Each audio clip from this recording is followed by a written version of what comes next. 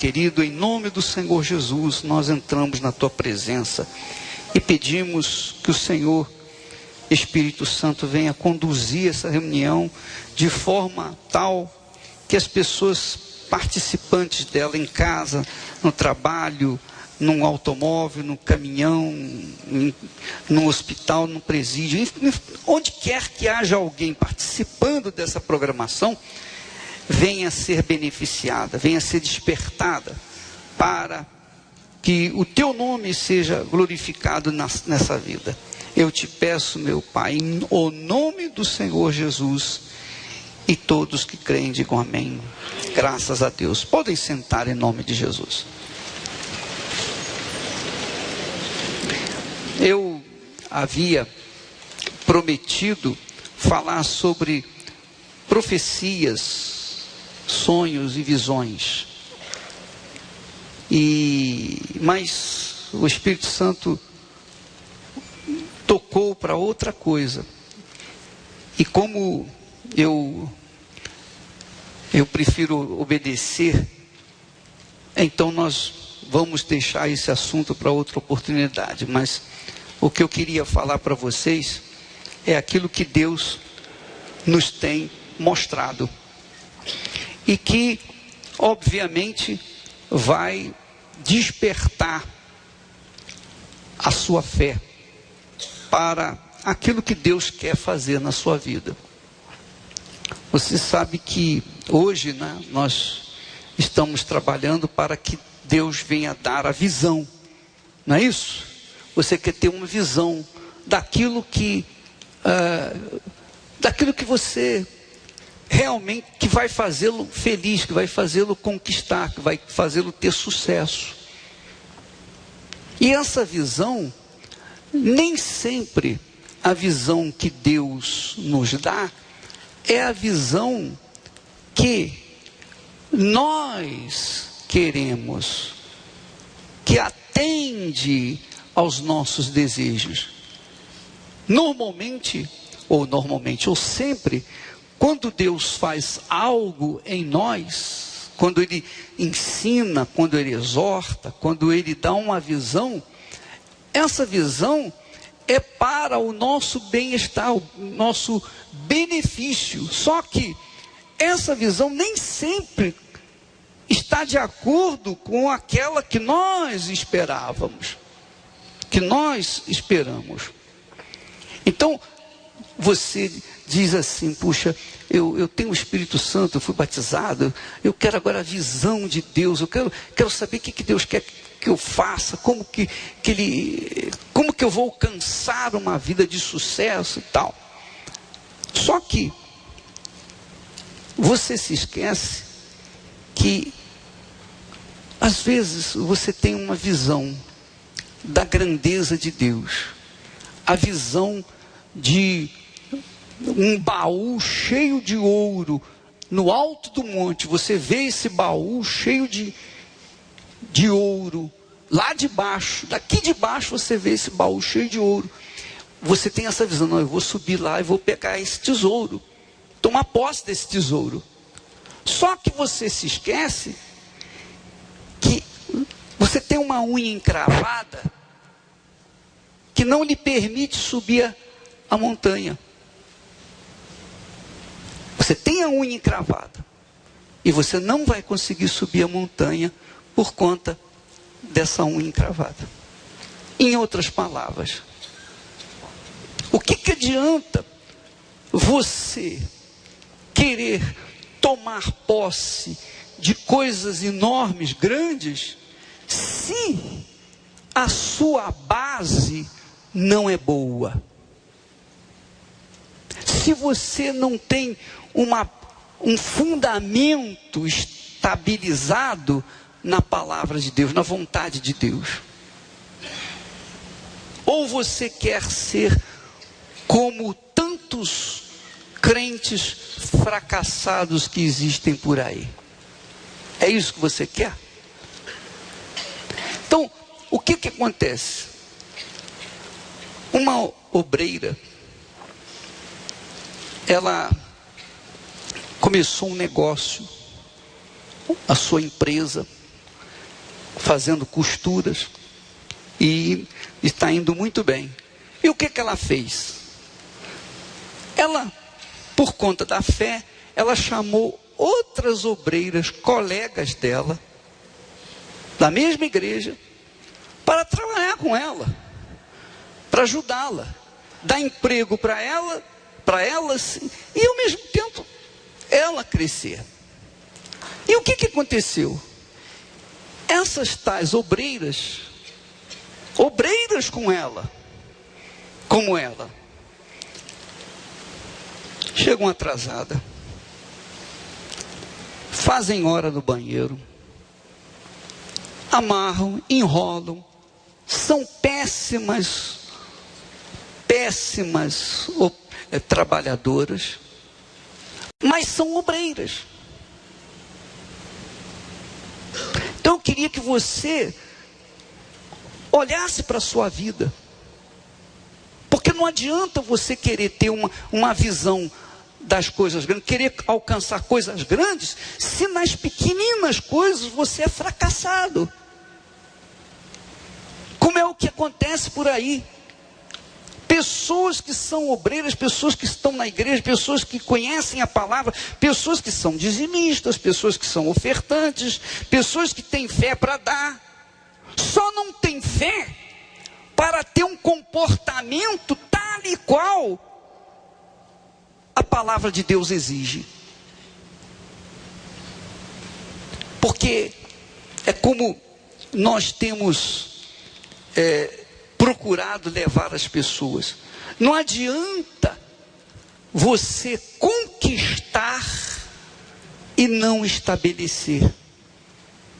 Você pode conquistar mundos e fundos e não estabelecer esses mundos e fundos. Esses mundos e fundos ruírem ao longo do tempo e você perder tudo. Por quê? Porque se você tem, se nós temos qualquer crédito com o diabo, com certeza ele vai cobrar, com juros e correção monetária. Não tenha dúvida disso. Essa visão você tem que ter. Por isso eu fiz essa convocação dos obreiros, esposas de pastores, bispos, enfim, etc, membros, enfim. Eu estou falando para as pessoas que conhecem a palavra de Deus.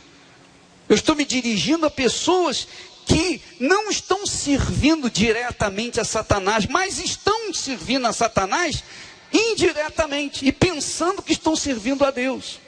Porque domingo pela manhã são perfeitinhas, obreiras, uniformizadas, obreiros, sorridentes, amáveis, mas estão servindo a Deus domingo pela manhã, mas durante a semana serve o diabo.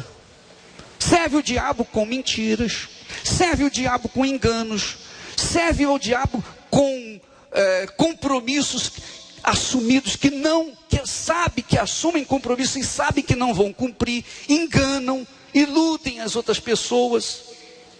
Quer dizer, uma conduta imoral do ponto de vista espiritual. Como é que você pode querer crescer? Como é que a gente pode querer crescer se as bases estão podres? Como é que a gente pode lançar bases em cima do que é podre? Isso é sério, minha amiga, meu amigo. Não pense, não acredite que porque você alcançou uma bênção na igreja, você teve fé para conquistar uma determinada bênção, e você pensa, o diabo fala bem alto no seu ouvido: olha, você é uma iluminada, Deus ouviu a sua oração, Deus é contigo, e por conta daquela bênção você acha-se a tal. Você se acha, e você pensa que tem o Espírito Santo, você acha que é espiritual, quando na realidade você apenas foi curada de uma enfermidade, mais nada, ou alcançou uma determinada bênção, mas não teve encontro com Deus, e nem foi nascida do Espírito, porque eu duvido que alguém que seja nascido do Espírito Santo tenha uma conduta com mentira, com engano, com trapaças, que fica devendo os outros, que pede dinheiro emprestado e não paga, que faz negócios tentando tirar proveito dos outros. Isso é imoral, é pior do que a prostituta. Ela não serve Jesus coisa nenhuma, mas ela está fazendo o que ela acha que deve fazer, o que ela acha que está certo. Mas a pessoa que está dentro da igreja, ela se veste com uma vestimenta santa, ela parece para as outras pessoas uma criatura de Deus. Ela ilude os outros, ilude a si mesmo e pensa que ilude o diabo e a Deus também. Porque parte do seu tempo ela serve a Deus, parte do seu tempo ela serve o diabo. E eu pergunto, é possível isso? É possível alguém servir a Deus e ao diabo ao mesmo tempo? Não, não é possível. Então essas pessoas usam de malandragens, de espertezas, para passar a perna na irmã, no irmão, de fazer as coisas mal feitas, justamente porque elas não conquistam com Deus, elas querem conquistar na força do seu braço, na força da malandragem, da esperteza.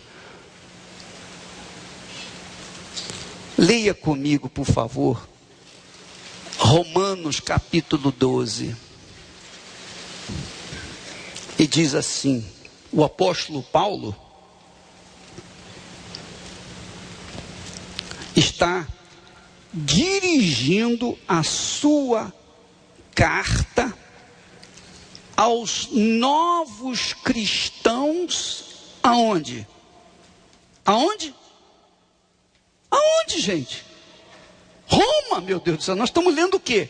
Romanos são os cristãos romanos, naquela altura.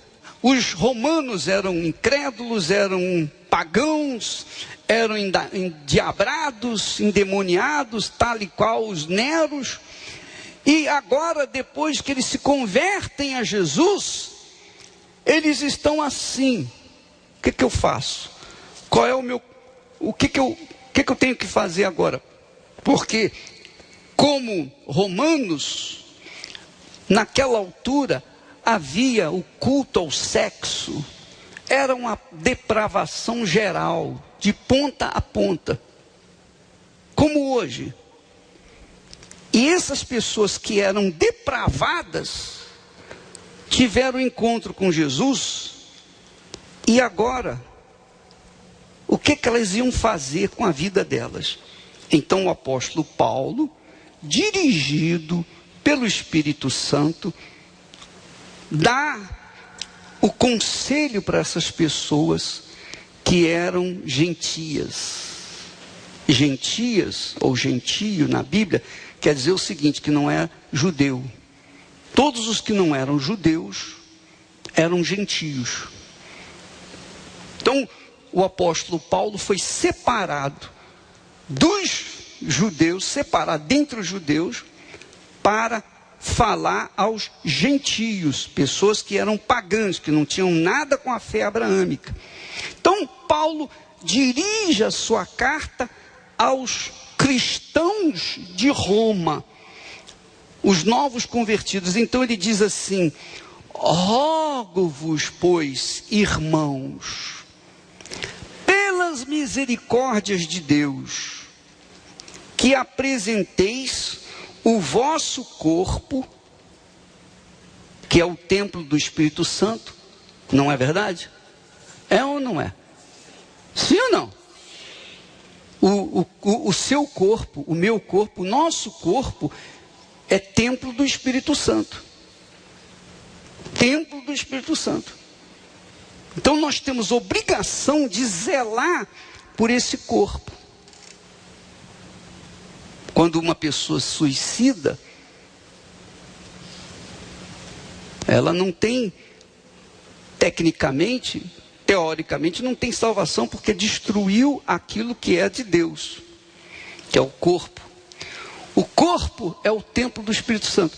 Então, Paulo fala: apresenteis o vosso corpo, que é o templo do Espírito Santo, por sacrifício, como sacrifício vivo, santo e agradável a Deus, que é o vosso culto racional. Quer dizer, apresentar o corpo como sacrifício vivo.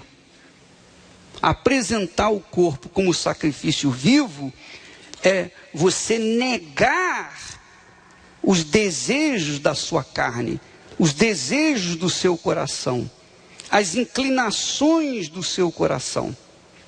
O nosso coração carnal, humano, cuja natureza é carnal, tende para o mal, tende para a prostituição, tende para a glutonaria, comer muito, tende para a bebedeira, tende para o que não presta. Tudo que não presta, o nosso corpo tende.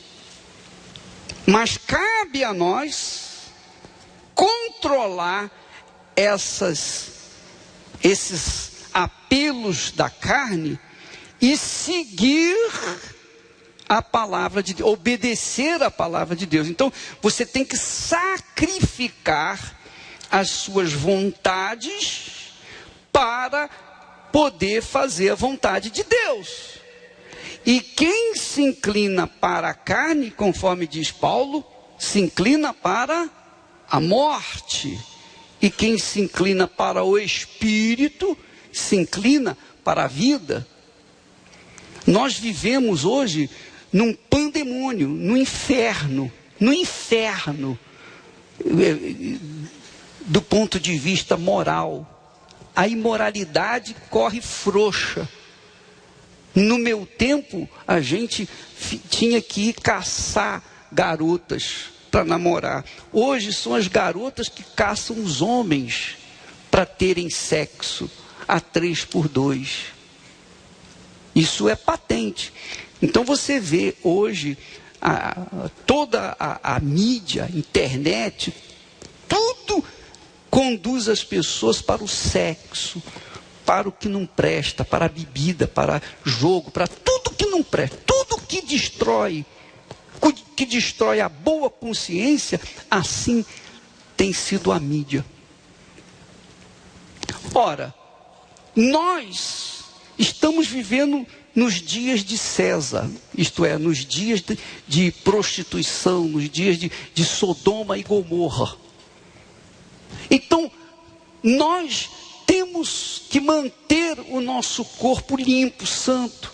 Nós temos que manter a nossa integridade, o nosso lar, a nossa família.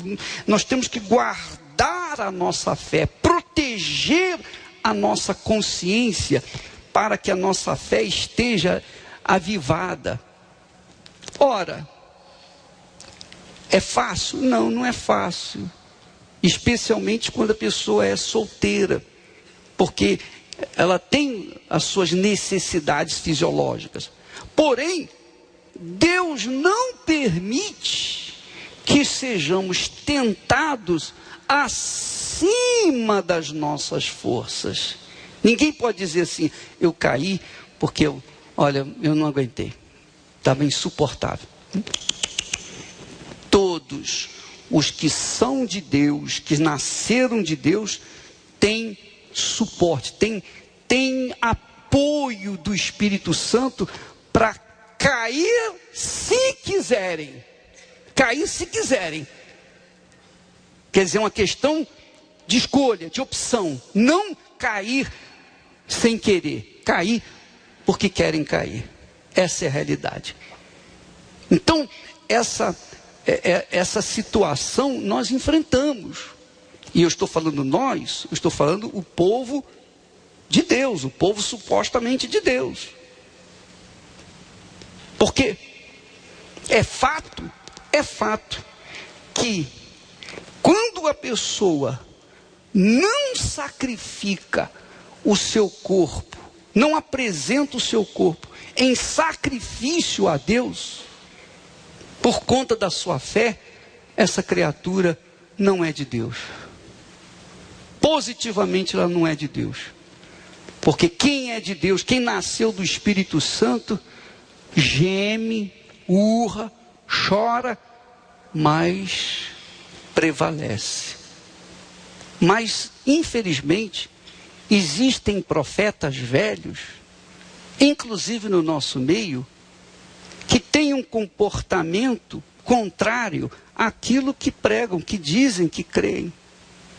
Então essas pessoas, como é que Deus vai abençoar uma pessoa que o serve, supostamente o serve, no domingo pela manhã, mas durante a semana serve ao diabo? Não se engane, minha amiga, meu amigo. Não se engane, não se iluda. Há uma exigência para você ser de Deus e seguir ao Senhor Jesus. Tomar a sua negar-se a si mesmo, tomar a sua cruz e segui-lo dia após dia. Paulo fala isso. Apresenteis o vosso corpo como sacrifício. Você tem que negar a sua vontade, a sua carne. Sacrifício vivo, santo. Santo quer dizer separado. Eu tenho que estar separado das demais pessoas que vivem no pecado. Como que eu posso seguir Jesus e ter amizades e companhias, ainda que sejam parentes? Ainda que sejam parentes, como é que eu posso ter amizade e comunhão com pessoas que são das trevas, eu estando na luz? Como é que é possível a luz e as trevas caminharem juntas? Não tem cabimento, é questão de inteligência. Então, se você quer ter uma visão que vai abençoar a sua vida, essa é a visão de Deus para você. Porque se por acaso você não atender essas exigências espirituais, morais, você pode ter certeza que você vai cair definitivamente e não vai ter quem possa te ajudar. E é isso que tem acontecido. Não sei se você esteve nessa sexta-feira passada, na vigília lá do resgate, lá no Ayambi. Nós tivemos 70 mil pessoas. E tinha umas 1000 pessoas manifestadas. E muitas dessas pessoas eram obreiros, obreiras, pastores. Estavam lá manifestados. E é mais difícil arrancar o demônio de um ex-obreiro, ex-obreira, ex-pastor, ex-esposa, do que de um macumbeiro, de uma pessoa que trabalha na macumba. Muito mais difícil. São os que mais dão trabalho. O bispo Sérgio está aí para confirmar essas palavras. Porque a verdade é essa, minha amiga. A pessoa que não sacrifica o seu corpo para servir a Deus, para manter a sua fé em Deus, é porque, no fundo, não acredita em Deus coisa em cima nenhuma. No fundo, não crê coisa nenhuma em Deus. Essa é a realidade. Não tem temor no coração. Porque como você pode falar, como eu poderia pregar a palavra da verdade e andar com mentirinhas? Como que eu poderia ficar mentindo lá nos cantos e aqui falando a palavra de Deus? Como que eu poderia viver lá atrás na prostituição e aqui falando sobre Jesus? O que você acha que isso iria acontecer, fazer comigo? Você acha que o diabo ia ficar quietinho? Você acha que Deus acharia que não teria problema? Não, minha amiga, meu amigo. A verdade é pura, nua e crua. Ou você serve a Deus, ou você serve o diabo. e a sua vida, às vezes a vida do pastor não é boa, não é como ele gostaria que fosse, porque há uma maldição na vida dele, ou na vida da esposa. A maldição não existe sem causa. Toda maldição tem uma causa. Toda maldição tem uma causa. Você é de Deus, crê em Jesus, é dizimista, fiel e tal, e tal, e tal. Mas a sua vida não vai para frente, não vai para frente, não vai para frente. Pô, mas fulano entrou ontem, chegou ontem. Já alcançou isso, já alcançou aquilo. Ó, bispo, eu entrei aqui sem dinheiro, endividado, amarrado, todo preso. Isso aconteceu há 3 meses atrás. Hoje já estou com o meu negócio indo avante, já estou conquistando. E há outros que são obreiras, obreiros, que estão há anos na igreja e a vida amarrada, presa, comendo o que tem e não o que quer. Vivendo de moedinhas para pagar a passagem. Por quê? Por quê? Por que aquele que chegou recentemente foi abençoado e aquele que já está há tantos anos na igreja é amaldiçoado? Porque tem visão física de coisas grandes, mas a visão espiritual não tem nenhuma. Porque se você quer ter direito àquilo que Jesus promete na sua palavra, você tem que atender também às suas palavras, seus mandamentos, ao comportamento ético que ele propõe na sua palavra. Entenderam? Sim ou não? Se o seu comportamento espiritual é mau, com certeza o seu comportamento moral é pior. E você não pode ficar olhando de meresgueio para a prostituta, porque você é pior do que ela. Mesmo vestida de uniforme de obreiro. Se você anda com mentiras, com enganos, com pecadinhos, se você atende aos caprichos do diabo, você não é de Deus. O apóstolo Paulo fala que os servos têm que servir aos seus senhores como se fossem Jesus. Você sabia disso? Você sabia disso? Suponhamos que você é empregado de uma pessoa endemoniada.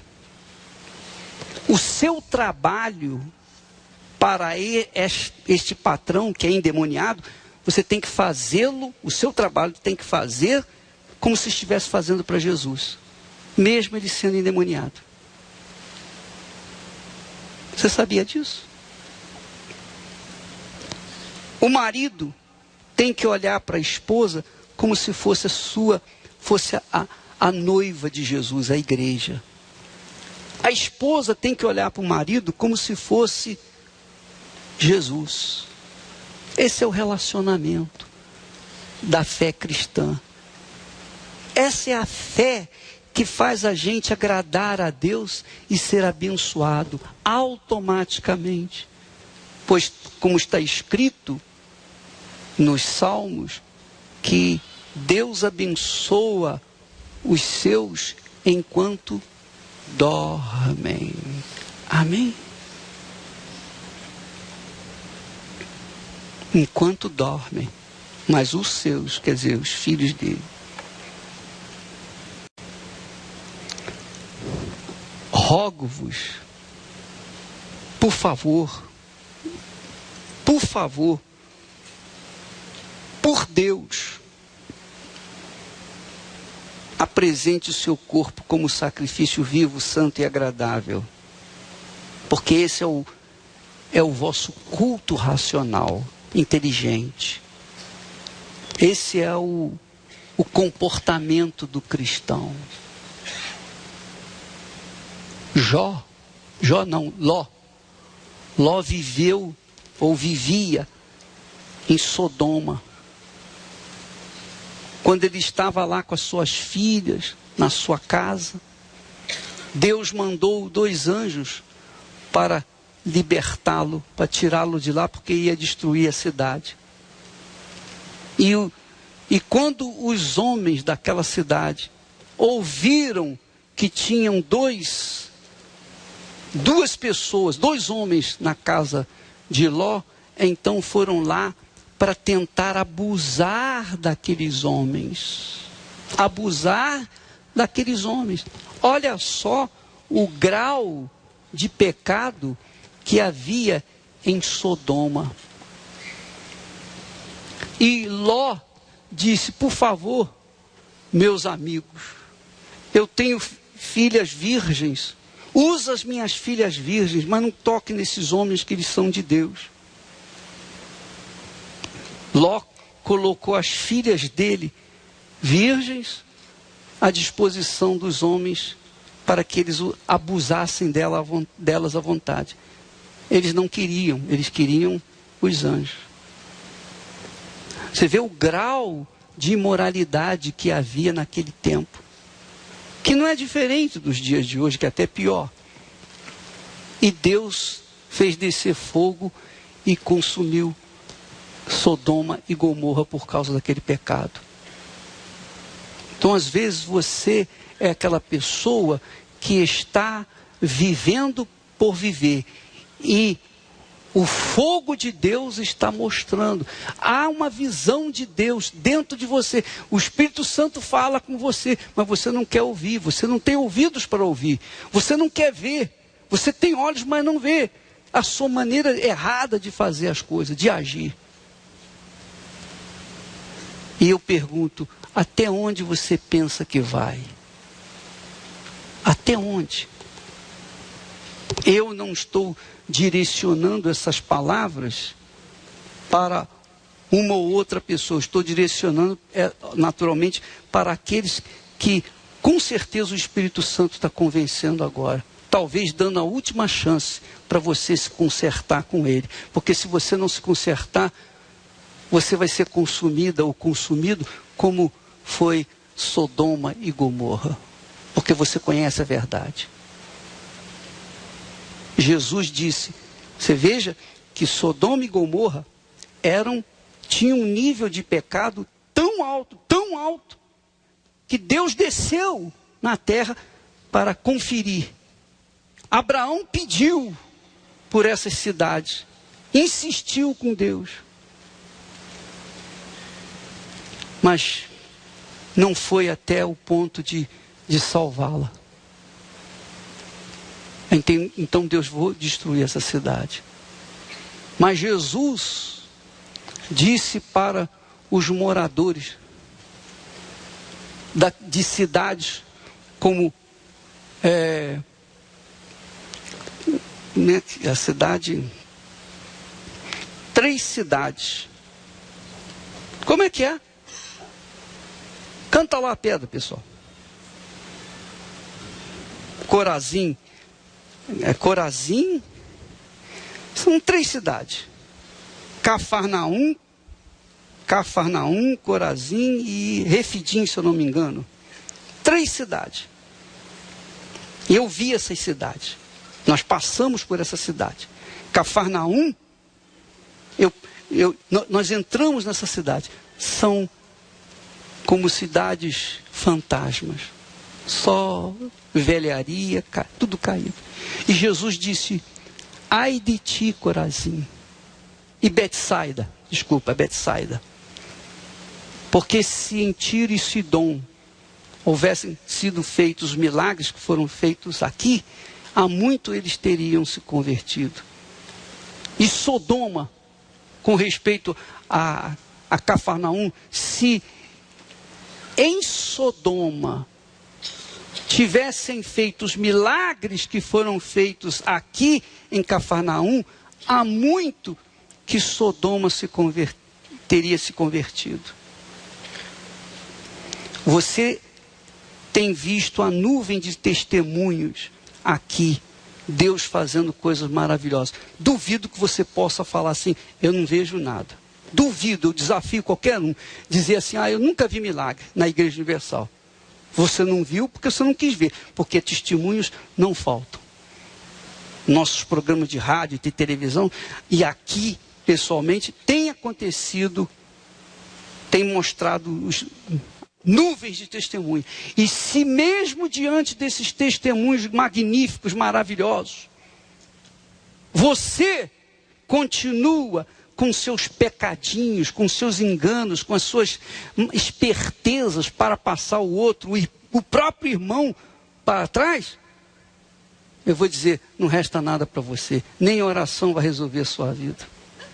Se não houver conversão, se não houver arrependimentos de fato e de verdade, a maldição permanece na vida dessa gente. Eu fiz o jejum de Daniel e não recebi o Espírito Santo. Eu fiz oferta de sacrifício, não aconteceu o Espírito Santo. E nem vai acontecer, nunca, jamais, em tempo algum. Como que você acha? Você tem uma conduta errada, você vive uma vida errada, você pensa que Deus, se brinca com Deus, você pensa que pode se brincar com o diabo, é a sua alma que está em jogo.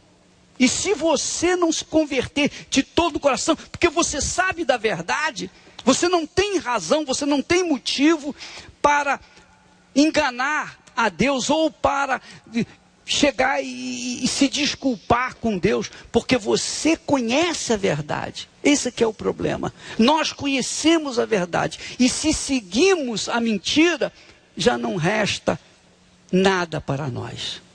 É como diz lá o Paulo através dos Hebreus, que já não há mais lugar de arrependimento.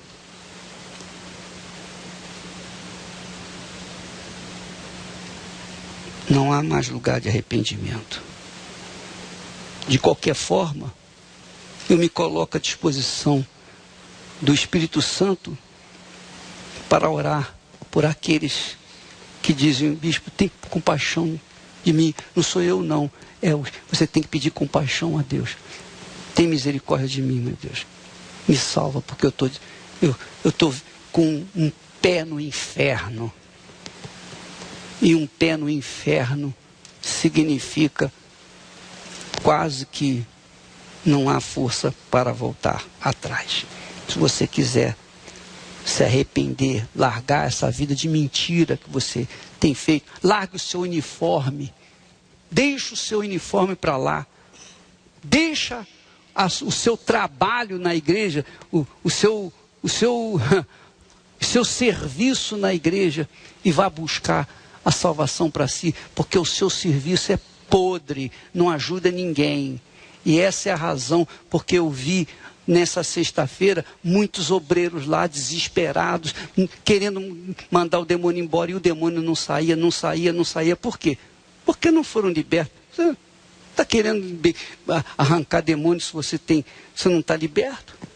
Então, se você quiser mudar, mas se arrepender, mudar a partir de agora para uma vida nova, você tem que se arrepender, você tem que deixar esses pecados, esses pecadinhos, essas raposinhas que você vem carregando consigo e se libertar disso em nome de Jesus. Se você quiser minha ajuda, vem aqui à frente agora.